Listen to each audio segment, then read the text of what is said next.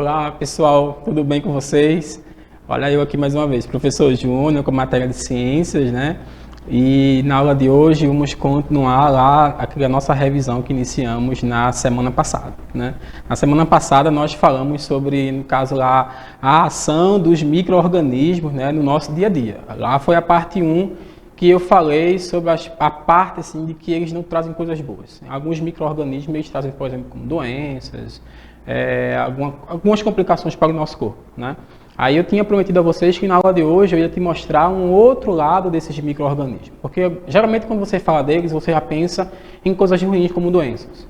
Só que esses micro-organismos eles são usados por nós todos os dias, ali, constantemente, para nos defender, às vezes, até mesmo para nos ajudar lá na alimentação, enfim. Tem uma diversidade de coisas que eles são benéficos para a gente, tá? Ou seja, eles trazem o bem. E aí, antes de começar a falar justamente sobre essa parte 2, eu queria recordar a nossa aula passada, que justamente falou sobre o que era um micro-organismo e quais eram os malefícios, ou seja, as coisas ruins que eles traziam para a gente, né?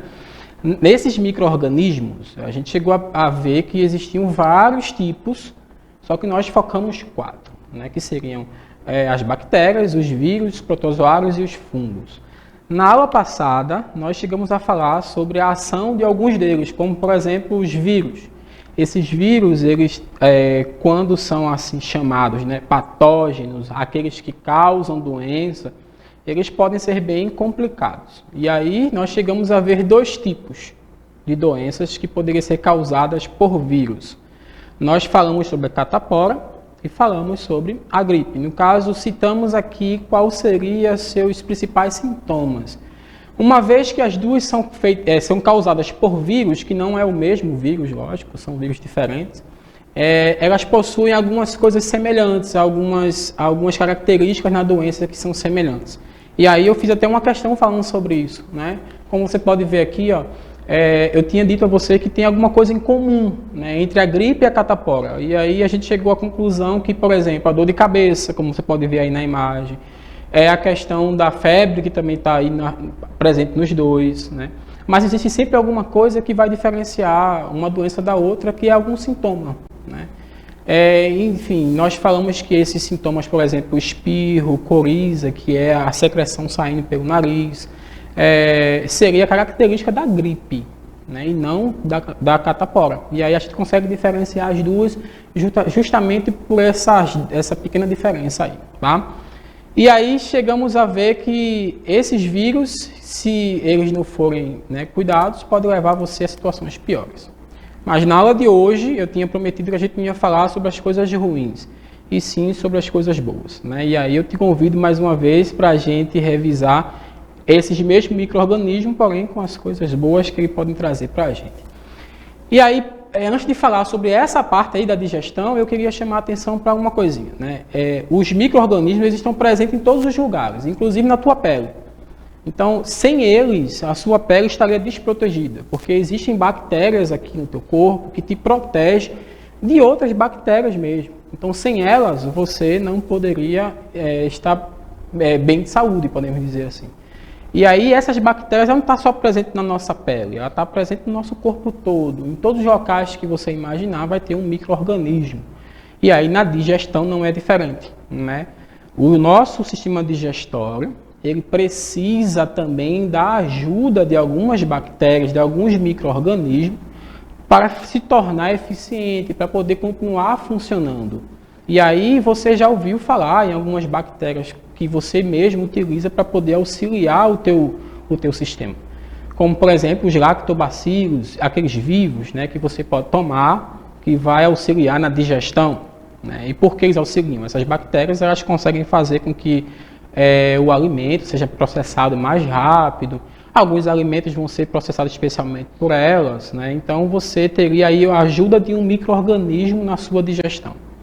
Então, essas bactérias também não são qualquer uma, né? Não é qualquer bactéria que vai auxiliar o teu sistema digestório. Existem bactérias específicas. Esses micro-organismos não pode ser qualquer um que você vai colocar lá dentro e vai funcionar para te ajudar. Muito pelo contrário, ele pode fazer o mal. Como nós vimos na aula passada, existem aqueles que não trazem o bem, né? E aí, nos alimentos, na fabricação dos alimentos, pode ser que você não saiba, mas, por exemplo, a fabricação de derivados de leite, como, por exemplo, queijo, manteiga, muitos deles necessitam da ajuda de alguns micro-organismos, como, por exemplo, alguns fungos, algumas bactérias. A produção do queijo, por exemplo, ela seria praticamente impossível de acontecer se essas bactérias e esses fungos não estivessem presentes ali no momento da fermentação. E aí já cabe a dúvida, né? O que seria essa fermentação? Seria um processo realizado por algumas bactérias, por exemplo, que faz com que o alimento ele sofra modificações. No caso, a substância sofra modificações, se transformando em outra coisa. No caso do leite, aí se transformando no queijo, né? Seria um exemplo. E, enfim, tem outras aí, tem inúmeros outros alimentos que podem ser fabricados assim. Tá? Algumas bebidas também, quando você ouve falar em bebidas fermentadas, seriam bebidas que têm essa fermentação das bactérias, tá bom? E também vamos encontrar, né, esses micro-organismos aí participando da questão farmacêutica, que seria a produção de medicamentos, né? Os medicamentos eles serão produzidos e muitas vezes o próprio medicamento é um micro-organismo. Existe um especial, como você pode ver aqui, ó, que seria chamado de penicilina. Isso seria um fungo especial que ele vai combater algumas bactérias. A história dele é bem interessante. Essa penicilina ela acaba sendo criada ali meio que como um erro, né? Foi notado que esse fungo que foi esquecido em um determinado local, ele cresceu e ao redor desse fungo, o local onde ele ocupava, não existia bactéria. Isso quer dizer que ele produzia alguma coisa que as bactérias não suportavam e morriam.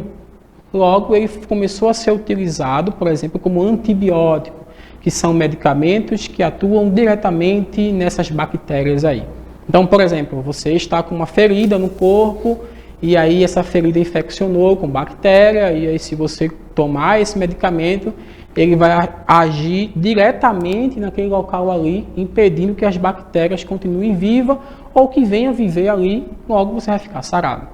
Então veja a importância desse micro-organismo, né, que muita gente só acha que eles fazem o mal, mas ele está na fabricação de medicamentos. Esse é um deles que eu tenho a falar, mas existem inúmeros desses que existem no nosso mundo, no nosso dia a dia, tá bom?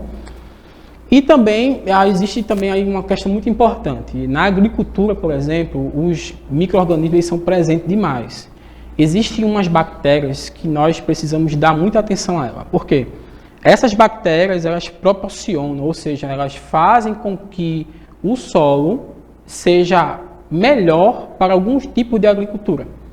Por exemplo, quando você planta milho, né, ele acaba absorvendo muito a questão do nitrogênio lá que está presente no solo. Só que sem esse nitrogênio, o milho ele não vai se desenvolver bem. Como ele consumiu muito na primeira vez que foi plantado, vai acabar. E a gente não consegue colocar o nitrogênio ali de volta somente soprando. Existe a necessidade de algum micro-organismo que faça ele chegar até lá. E aí são as bactérias especiais que existem. Tá? E essas bactérias elas estão muitas vezes nas raízes de outros vegetais, como por exemplo no feijão. E aí ela vai poder fazer esse processo que nós chamamos de nitrificação, ou seja, é um processo que o nitrogênio vai ficar preso no solo, tá? E esse nitrogênio ficando preso no solo, da próxima vez o milho pode ser plantado novamente, tá? Então é uma bactéria, né, que sem ela esse processo se torna praticamente impossível, tá bom? E por fim, né, a gente teria aqui a questão do fermento biológico, que como o nome já diz, é um fermento que usa alguma coisa biológica, são bactérias específicas que fazem a questão da fermentação.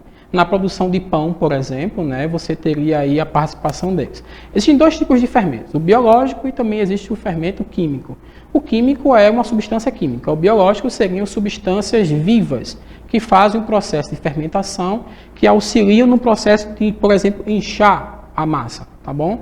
Como é que isso acontece? Eles produzem gases que são especiais, gás carbônico, por exemplo, e quando ele está em alta temperatura, isso vai aumentar a quantidade. esse gás, querendo sair dali da massa, vai empurrar a massa para cima, fazendo com que ela fique um pouco maior. É o caso do bolo, por exemplo. Colocou o bolo no forno, ele vai inchar, porque o fermento vai produzir esse gás, né, e vai empurrando a massa para cima, fazendo ela crescer, tá bom? E aí, pessoal, chegando ao fim, né, eu só tenho a deixar um desafio, que seria você se aprofundar um pouco mais aí sobre esse assunto, né, deixando um pouco mais claro para você como é que funcionam esses micro-organismos. Quais são os micro-organismos que você poderia conhecer que faz bem à sua saúde, tá bom? E aí, por fim, né, eu tenho que desejar uma boa semana, fica com Deus e até a próxima aula.